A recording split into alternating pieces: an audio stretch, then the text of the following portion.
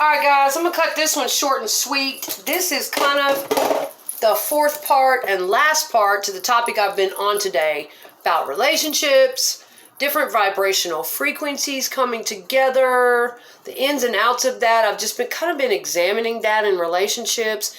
And this fourth part, I'm going to wrap it up. I'm going to get it started, and then I may have to finish this one at another time. But in this fourth part, and I need to do these dishes. I'm in a big hurry. I got to get out and go to work. But in this fourth part, I want to talk about need. Okay, the need, more of the need versus want aspect of this conversation. You know, in the other videos, I covered a lot of the vibrational match and frequency matching up and all that.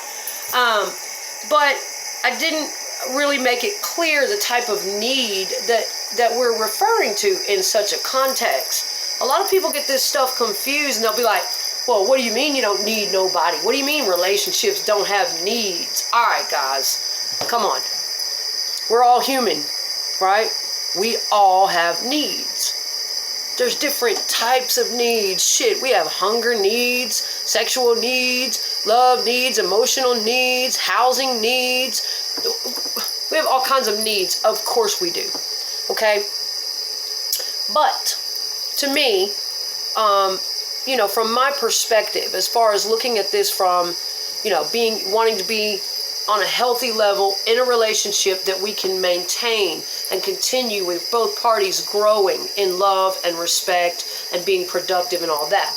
Looking at it from this level, not just getting with people to use, take advantage of, connect on a surface level where we're kind of attached to them and they meet some of our needs, and then that fades away after a while, and then there's betrayals and cheatings and da-ba-dee-ba-da, people aren't getting along, and all these things factoring in.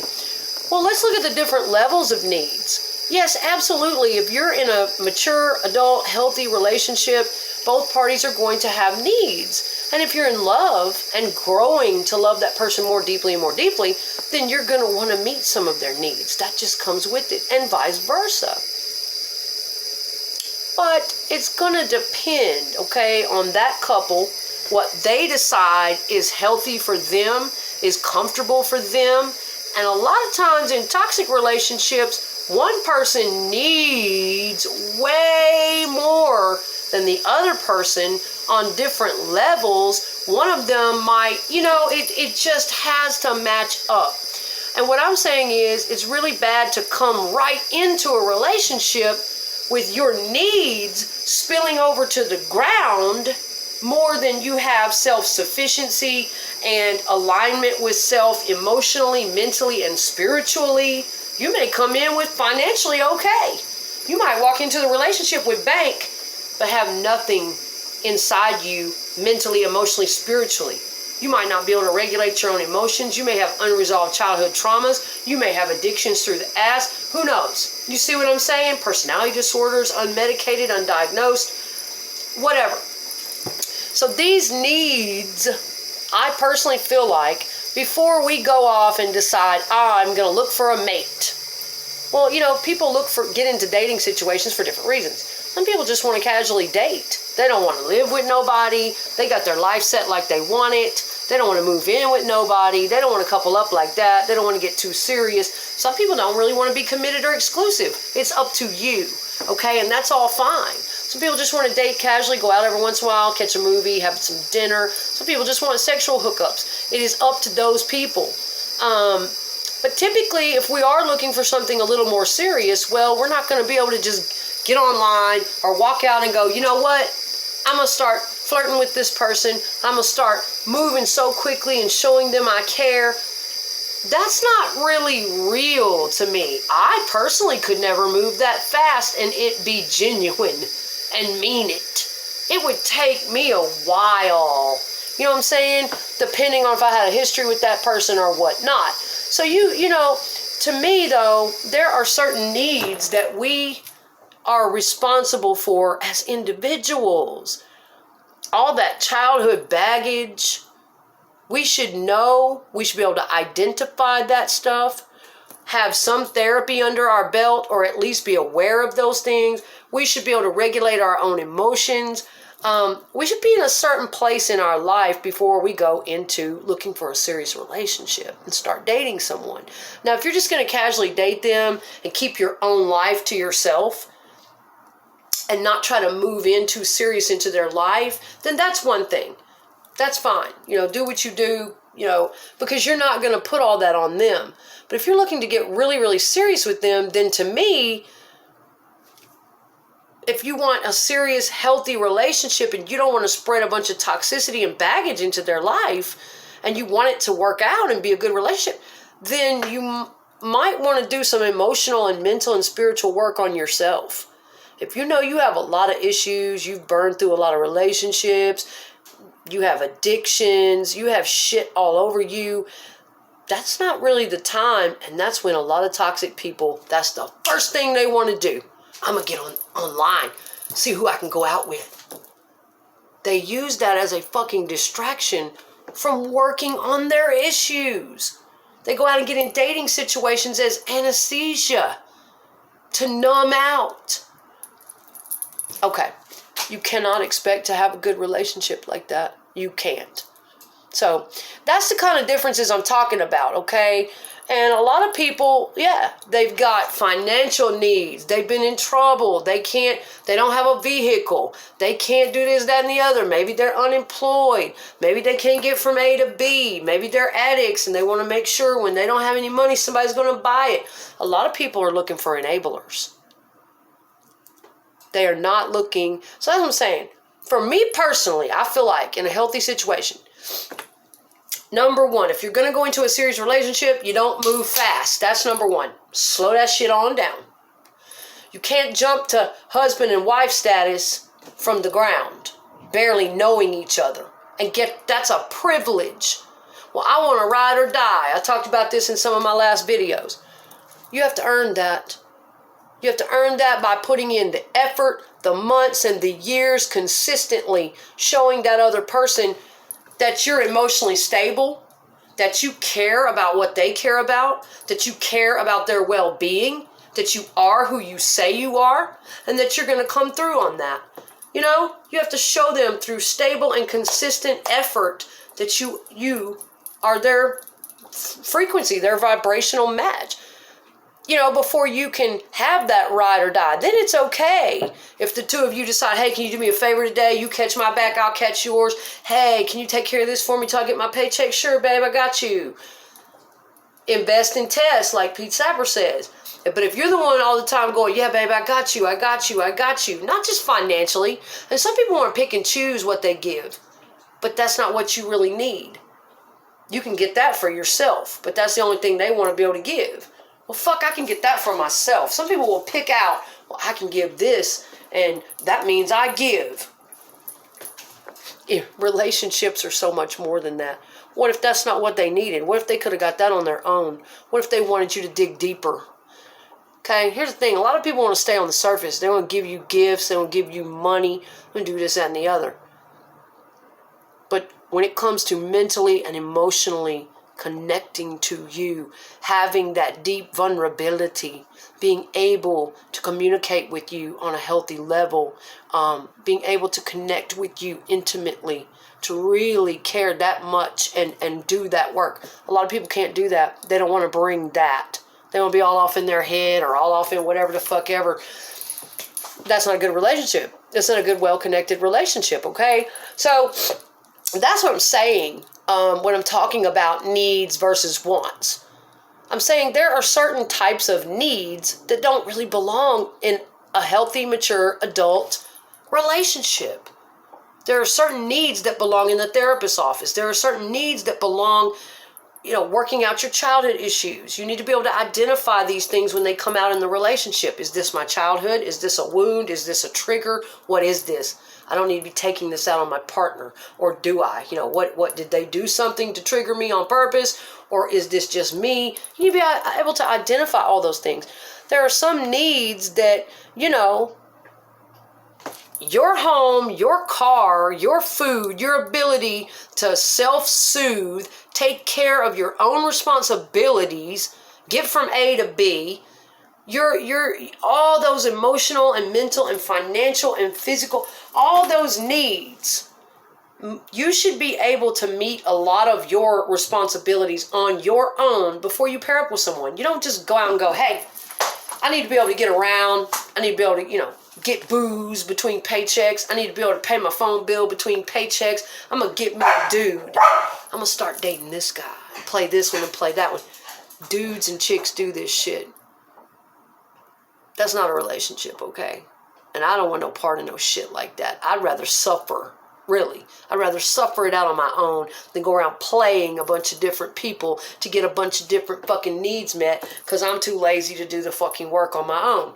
No, I think I'll do that. I'd rather do that and have a healthier relationship and be able to connect.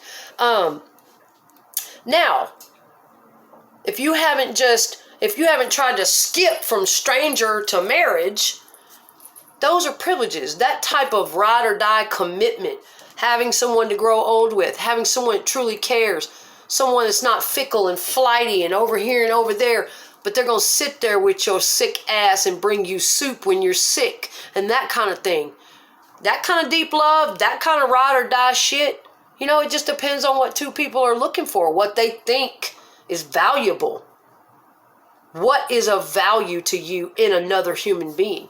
Two people have to decide that, and a lot of times it doesn't match up. A lot of times people are looking for bullshit, and their values are off. That's what I'm saying. When they're off in consciousness levels, they're not matching, and they're off in frequencies, a lot of times their values don't match up. They might have fire-ass chemistry. They might have things in common. But if your values as a couple don't match up, you're going to have hell. It's going to be hard.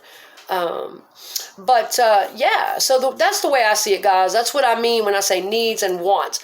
I personally think at the very beginning of a relationship, yes. As I've gotten older, and I made all these mistakes in my past. Oh, Jesus, when I was younger, yeah. I did all sorts of shit. And I still have to work on stuff. But I think I think it's not fair. We should take that time and put that work in. You don't get an instant wife. You don't get an instant husband. They shouldn't have to be jumping up your ass just like that and bending over backwards doing for you. That's not a relationship, okay? We as the individuals should put the work and the responsibility in. Take that responsibility and work on ourselves to prepare for a good partner, so that we can meet them there. You know what I'm saying? There are certain needs that don't need to come into the relationship. Now, once you get in the relationship and you have been putting in the time and the effort in a relationship, you don't just, a lot of times narcissistic people or toxic people, they'll put in 2 weeks of, I'm so good, I'm so loyal, look what I can do, 3 months, 6 months, and then you'll never see that shit again. You'll never see that fucking effort again. Damn, where'd all that I care and effort go? No, you got to be in it for the long haul. You see what I'm saying? You got to have something there. So you might want to think about it before you try to get serious with anybody. But yeah, certain needs don't belong in the relationship or coming into the relationship at first. You know what I'm saying? Now, once you get in a relationship, you've been doing the work, you two are matching frequencies, you're working together, you're seeing effort on both parts, then yes, of course, relationships have needs. You're going to have to meet each other's needs and make those compromises as a couple. Those are different needs. Yes, a couple has relationship needs to make that relationship last. Of course, we have emotional needs and sexual needs and all kinds of needs that are going to get met. And it's up to you two to decide how comfortable you are. Maybe one needs too much of this and the other one needs too much of that, and somebody's not getting enough of this. Whoo, Lord! Finding those balances can be hard, y'all. But that's what relationships are really about. Time and work. And you don't build that shit overnight, man. You just don't. It takes years and years. And that's one reason why a lot of us don't want to give up on our relationships, because we put in a lot of time and a lot of effort and a lot of work. And we work through a lot of things, So you have to decide on that. If it's still workable or if it's best to just let it all go. I like to see people make it together if they can. they can keep working together. But yeah, that's what I think. So I'm going to wrap this one up. I'll get some more stuff up for you later. But yeah, there's different types of needs in our life. And that's just, you know, some differences in the needs I'm talking about. You know, now there's nothing wrong, like I said, after you've really gotten to know your partner and you've worked together a long time and put out that effort for each other, there's nothing wrong with depending on each other a little bit for emotional support and, you know, to pick each other up in a hard time or somebody to get their check. Of course you're going to be there for your partner. Of course. But some people take advantage of that when they got a good woman or a good man and they see that they'll be there and that these people are capable and they are full of love and loyalty like that and devotion and they go above and beyond. Some people get fucking lazy and they take advantage and they start slacking on their end. That's not how you're going to keep a fantastic, healthy, growing relationship, man. You got to work at it on every damn level that there is. And I've been willing to do that, you know, but it just is what it is. I don't mind giving my part. And there for a while, I was kind of going overboard, giving more than my part. And I had to learn. There's lots of things I've had to learn, you know, about taking better care of myself and my boundaries and yada, yada, yada. But, yeah, once you've been together a while and you two are compatible, there's always going to be needs. That's not what I'm saying. So for those people that hear me say that and they go, well, all relationships have needs. What do you mean you don't want to meet nobody's needs? Don't take it out of context, okay? Put it in freaking context. I'm saying we shouldn't come into a relationship expecting too much, too soon, and stuff that we should have solved in childhood, now our partner's got to solve it. Or we're looking for an enabler or a caretaker or putting all this shit on somebody. No, no, no. Those are the needs I'm talking about, okay? But yeah, your partner should be your friend, confidant. You should be able to go to them and, you know, have you 2 or 3 friends that are a support system too. It's okay to go to people as friends and they help us through things. I'm not saying that. It's okay within reason to get a favor here and there. But I'm going to put out another video about this shit.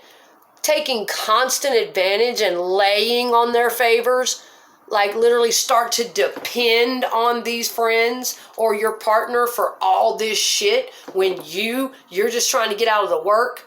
What that person is basically doing is going around being slick or thinking they are and manipulating all kinds of people into enabling this lazy lifestyle where they don't have to put in any more effort.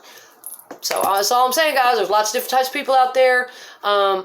We have to pay attention to what needs are healthy, what needs even belong in the situation, and what needs should be met through going to the proper channels, professional counseling, people that need to, something that is their responsibility as an individual to get that shit healed up, on par, on point, and don't bring it into the relationship. So, all right, guys, I'm going to wrap this one up. I appreciate you guys watching. Talk to you later.